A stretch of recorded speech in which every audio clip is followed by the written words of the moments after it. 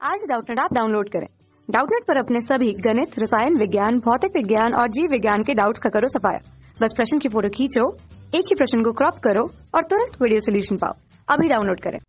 तरंगों पर अध्यारोपण का सिद्धांत लागू होता है। ए ऑप्शन प्रकाश तरंगों के लिए, बी ध्वनि तरंगों के लिए, सी अनुप्रस्थ तरंगों के लिए, डी सभी प्रकाश की तरंगों के लिए। तो देखिए दोस्तों, तरंगों का अध्यारोपण क्या होता है, इसको चित्र के माध्यम से समझते हैं। देखिए दोस्तों, ये चित्र में आपको देखिए दो तरंग यहाँ पर दिखाई दे रही है। ठीक है, ये जो हरा कलर में दिख रहा है ये तरंग पहला है और ये नीले कलर में है, ये हमारा तरंग दूसरा है। ठीक है, तरंग हम किसको बोलते हैं दोस्तों? देखिए, अगर भौतिकी की भाषा में बोलें दोस्तों, तो किसी भी माध्यम में अगर कुछ व्यवधान उत्पन्न हो गया, कुछ डिस्टरबेंस पैदा हो गया, तो उसी को ही हम लोग भौतिकी की भाषा में तरंग बोलते हैं। ठीक है, देखिए दोस्तों, तरंग क्या होता है ना, तरंग जो है श्रृंग और गर्तों से मिलकर बना होता है दोस्तों। श्रृंग हम किसको बोलते हैं? जो तरंग में सबसे जो ऊंचा ऊंचा भाग मिलता है ना, वो श्रृंग कहलाता है दोस्तों। ठीक है, और जो सबसे नीचा वाला भाग मिलता है वो गर्त कहलाता है। ठीक है, जैसे आप ये चित्र में देख रहे हैं, ये देखिए, ये जितना भी ये ऊंचा ऊंचा भाग ये श्रृंग है, ये जितना नीचा वाला भाग है सबसे, है ना, वो गर्त कहलाता है। तो ये जो श्रृंग और गर्त इसी से मिलकर तरंग बना है दोस्तों। ठीक है, अब देखिए, इसमें हमारी एक माध्य स्थिति होती है दोस्तों, तरंग की ये माध्य स्थिति है दोस्तों। ठीक है, तो यहां से जो तरंग का अधिकतम विस्थापन है ना, उसको हम लोग बोलते हैं आयाम। ठीक है दोस्तों, तो ये आयाम देखिए दोस्तों, यहाँ पर लगभग समान भी हो सकता है और असमान भी हो सकता है। ठीक है, तो मान लो जो ये इसका जो मान लो ये पहले तरंग का आयाम हमारा A1 है दोस्तों। ठीक है, और दूसरे तरंग का आयाम हमारा A2 है।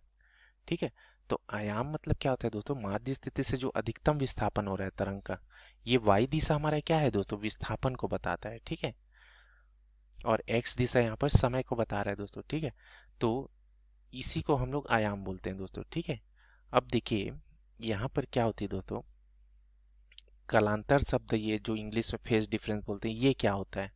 तो देखिए दोस्तों, जब समान समय में समान परिवर्तन होता है, किसी भी दो तरंग में समान समय में अगर समान परिवर्तन होता है तो उसको हम लोग बोलते हैं समान कला में दोस्तों। मान लीजिए पहले तरंग का जो श्रृंग है दोस्तों, किसी समय हमको श्रृंग मिलता है। ठीक है, और उसी समय दूसरे तरंग का भी श्रृंग मिल रहा है, तो मतलब क्या है, दोनों समान कला में है, तो यहाँ पर कलांतर शून्य है। लेकिन इस चित्र में आप देखिए दोस्तों, ये यहाँ पर जो दोनों तरंग है ना, समान कला में नहीं है दोस्तों।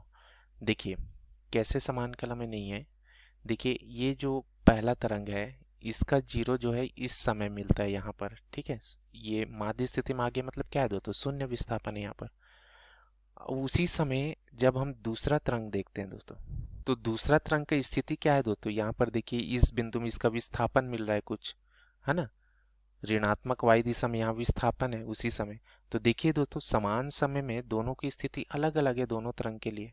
ठीक है, तो पहले तरंग का शून्य देखिए इस समय मिल रहा है, और दूसरे तरंग का शून्य जो है इसके लिए दूसरा समय में मिल रहा है। ठीक है, तो ये दोनों का जो अंतर है ना दोस्तों, इसी को हम लोग बोलते हैं कलांतर। इसको ना कोण के रूप में दिया जाता है दोस्तों। ठीक है, तो इस तरह की जैसे दो तरंगे दोस्तों, अगर ये दोनों तरंग है तो तरंग दैर्ध्य हमारा बराबर है दोस्तों। तरंग दैर्ध्य हम लोग किसको बोलते हैं?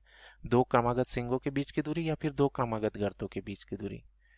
जैसे ये हमारा जो है तरंग पहले का, ये दो क्रमागत है, तो इसके बीच की दूरी ये इसकी तरंग दैर्ध्य होगी।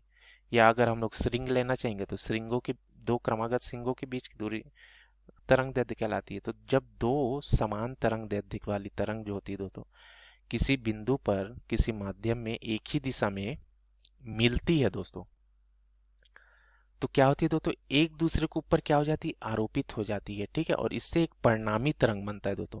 तो देखिए, दो तरंग मिलके यहाँ पर एक परिणामी तरंग मिलता है हमको, एक तरंग बन जाता है। ये दो तरंग मिलके एक तरंग बन जाता है दोस्तों। तो इसी को हम लोग बोलते हैं अध्यारोपण की घटना दोस्तों। ठीक है, तो यही घटना क्या कहलाती है? अध्यारोपण की घटना कहलाती है दोस्तों। दो तरंग जो है किसी माध्यम में किसी बिंदु पर जब मिलती है दोस्तों, हमको एक परिणामी तरंग मिलता है दोस्तों। ठीक है, इसी को हम बोलते हैं अध्यारोपण की घटना। ठीक है, तो ये जो अध्यारोपण की घटना है दोस्तों, सभी प्रकार के तरंगों के लिए लागू होता है दोस्तों, चाहे ये प्रकाश तरंगे हो, ध्वनि तरंगे हो, अनुप्रस्थ तरंगे हो, सभी प्रकार की तरंगों के लिए लागू होता है दोस्तों। ठीक है, तो इसका जो सही ऑप्शन है दोस्तों, डी ऑप्शन है। ठीक है, सभी प्रकार की तरंगों के लिए लागू होगा। Thank you. कक्षा 6 से 12वीं से लेकर नीट, IIT, JEE वो एडवांस के लेवल तक 1 करोड़ से ज्यादा छात्रों का भरोसा। आज ही डाउनलोड करें डाउटनेट ऐप या व्हाट्सएप करें अपने सारे डाउट्स 8400 400 400 पर।